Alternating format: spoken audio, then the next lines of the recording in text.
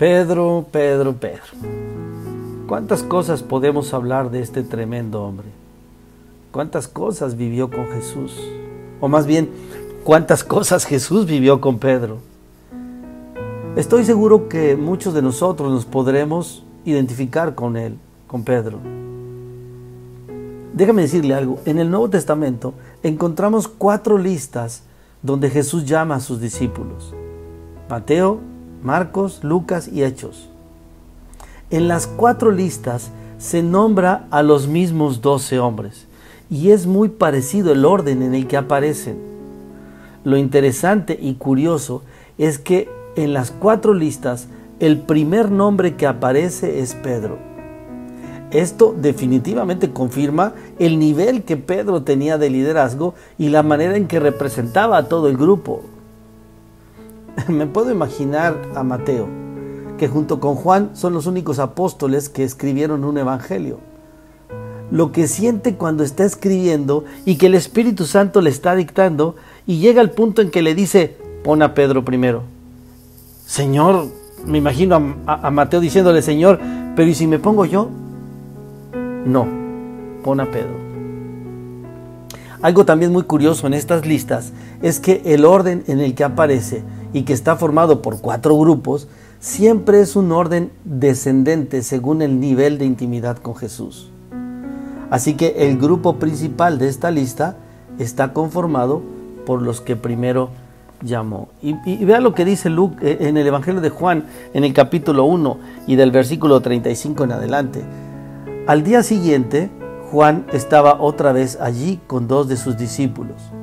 Al pasar Jesús, Juan lo miró y declaró: miren, ahí está el Cordero de Dios. Cuando los 2 discípulos de Juan lo oyeron, siguieron a Jesús. Jesús miró a su alrededor y vio que ellos lo seguían. ¿Qué quieren?, les preguntó. Ellos contestaron: Rabí, que significa maestro, ¿dónde te hospedas? Vengan y vean, les dijo. Eran como las 4 de la tarde cuando lo acompañaron al lugar donde se hospedaba y se quedaron el resto del día con él. Andrés, hermano de Simón Pedro, era uno de esos hombres que al oír lo que Juan dijo, siguieron a Jesús. Andrés fue a buscar a su hermano Simón y le dijo: hemos encontrado al Mesías, que significa Cristo. Luego Andrés llevó a Simón para que conociera a Jesús. Jesús miró fijamente a Simón y le dijo: tu nombre es Simón, hijo de Juan, pero te llamarás Cefas, que significa Pedro. 3 son los que resaltan en estos grupos: Pedro, Jacobo y Juan, quienes formaban el círculo más íntimo con Jesús. Estos 3 con Jesús siempre estuvieron en los hechos más importantes de su ministerio. Por ejemplo, en la transfiguración y en el huerto de Getsemaní. Esto sugiere que aún un grupo relativamente pequeño de 12 es aún demasiado grande para que una persona tenga una relación estrecha con cada miembro del grupo. Jesús mantuvo a 3 muy cerca de él: Pedro, Jacobo y Juan. No obstante, los 12 juegan un papel fundamental, indiscutiblemente, en la transmisión del Evangelio para el mundo. Los 12 eran un grupo muy variado, diferentes personalidades e intereses, definitivamente muy variado. Si incluimos a estos 3, a Andrés, da la impresión de que son un grupo muy unido. La razón es que hay una afinidad entre ellos. Eran pescadores, formaban 2 grupos de hermanos, venían de la misma comunidad y habían sido amigos desde hace mucho tiempo. Pedro, hermano de Andrés, y Jacobo, hermano de Juan. Sus personalidades eran también muy variables. Pedro era ansioso, agresivo, valiente y franco, y tenía el hábito de hacer funcionar la boca cuando su cerebro estaba en pausa. Hablaba demasiado. Simón era un hombre muy común. En los evangelios por lo menos se mencionan a 7 personas que se llamaban Simón. De hecho, dentro de los 12 había 2, Simón Pedro y Simón el Celote.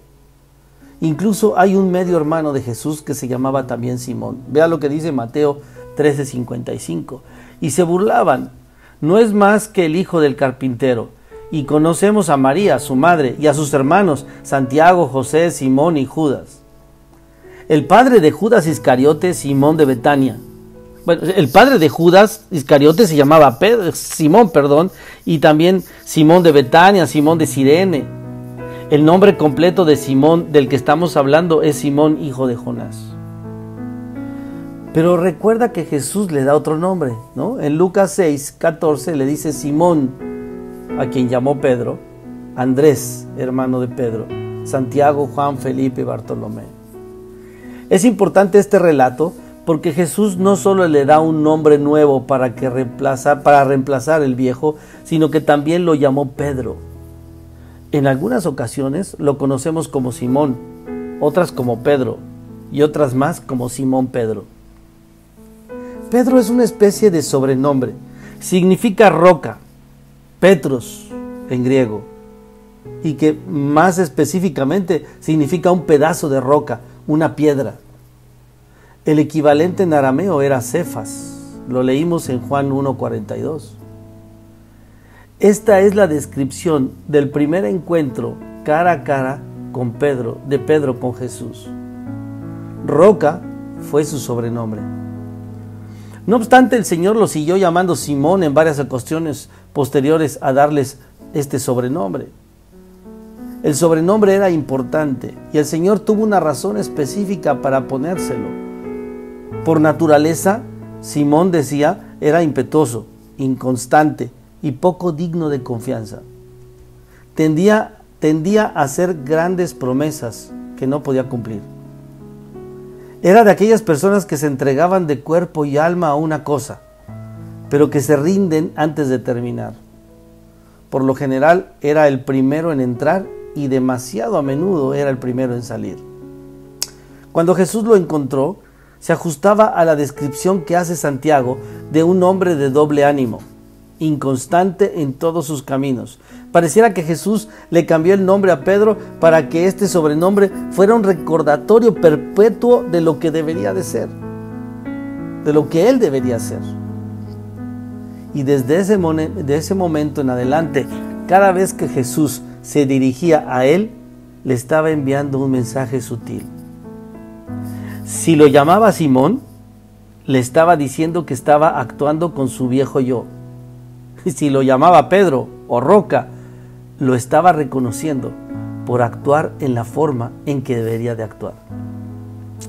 Este hombre joven llamado Simón, que llegaría a ser Pedro, era impetuoso, agresivo e impaciente. Necesitaba transformarse en una roca, y ese fue el nombre que Jesús le dio. A partir de entonces, el Señor pudo reprenderlo gentilmente o alabarlo usando un nombre o el otro. Algo muy curioso que vale la pena comentar es que después del primer encuentro de Jesús como Simón Pedro, encontramos distintos contextos en su vida.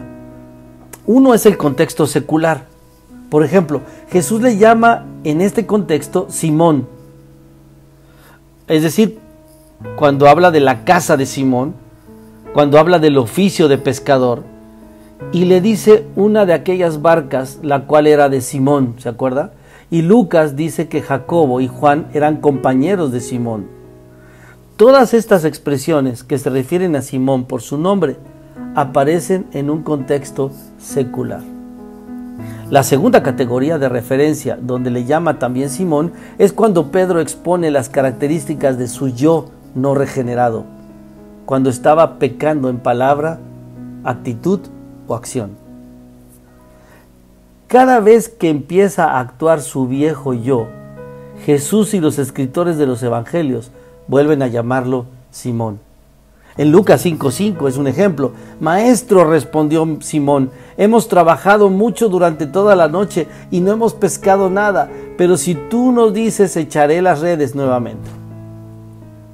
Ahí tenemos hablando al joven Simón, el pescador. Se le ve escéptico y renuente, pero cuando obedece y sus ojos se abren para ver a Jesús como quien realmente es, Lucas empieza a referirse a él por su nuevo nombre, porque 3 versículos más adelante, en Lucas 5:8, dice, cuando Simón Pedro se dio cuenta de lo que había sucedido, cayó de rodillas delante de Jesús y le dijo, Señor, por favor, aléjate de mí, que soy un hombre tan pecador. Vemos en diferentes narraciones de los evangelios cómo el mismo Jesús de pronto le llama a Pedro, Simón o Simón Pedro, y entonces siempre haciendo referencia a su propia actitud. Es obvio al leer entonces los evangelios que de pronto nos damos cuenta de que Juan conocía muy bien a Pedro. Habían sido amigos de toda la vida, socios en el negocio de la pesca y vecinos. Y es interesante que el Evangelio de Juan se refiere a su amigo 15 veces como Simón Pedro. Y bien curioso, el mismo Juan tenía ese conflicto de saber en qué momento llamarle Simón y en qué momento llamarle Pedro. Así que mejor se quita de problemas y decide decirle Simón Pedro. Otra narración interesante es que después de su resurrección, Jesús les dijo a sus discípulos que volvieran a Galilea, donde él planeaba aparecerse. El impaciente, como siempre Simón, se cansó de esperar, así que anunció su decisión de volver a la pesca.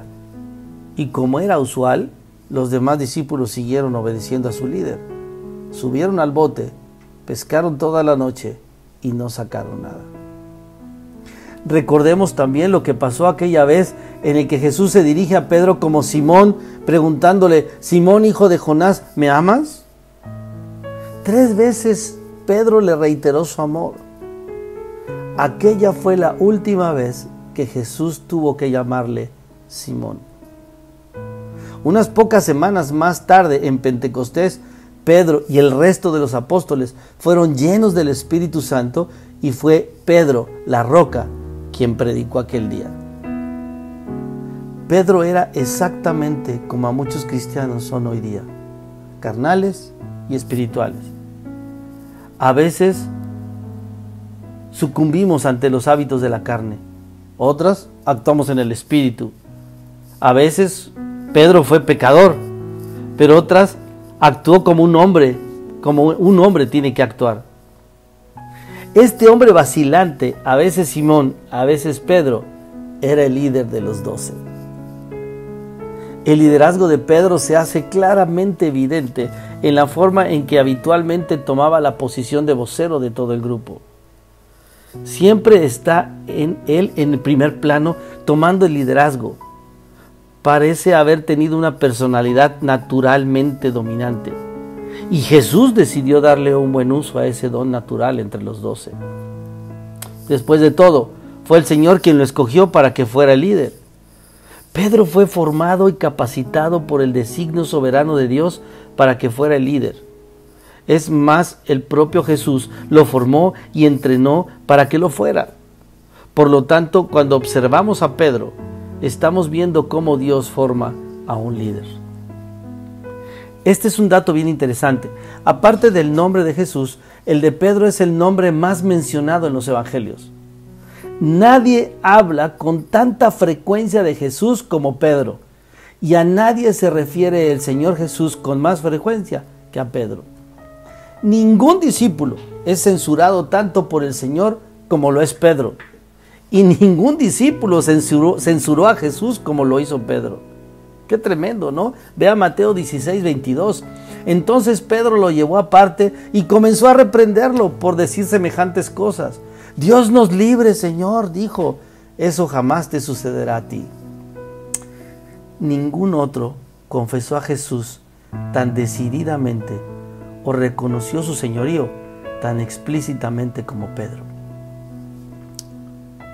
Pedro, como tampoco ningún otro discípulo, negó a Jesús con tanta fuerza y tan públicamente.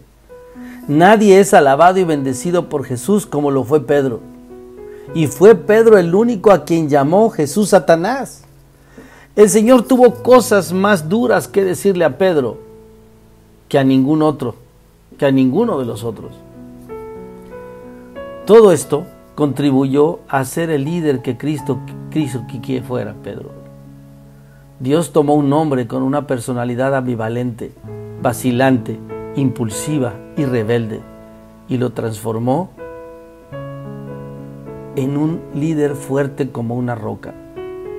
el predicador más grande entre los apóstoles y en todo sentido la figura dominante en los primeros 12 capítulos de los Hechos, cuando ocurre el nacimiento de la iglesia. En la vida de Pedro vemos 3 elementos claves para ser un líder de verdad: materia prima adecuada, experiencia de vida adecuada y las cualidades de carácter adecuadas. Acompáñame. La siguiente semana vamos a descubrir estos 3 elementos y nos vamos a dar cuenta de la tremenda personalidad de Pedro y la razón por la que el Señor lo escoge. Que el Señor te bendiga.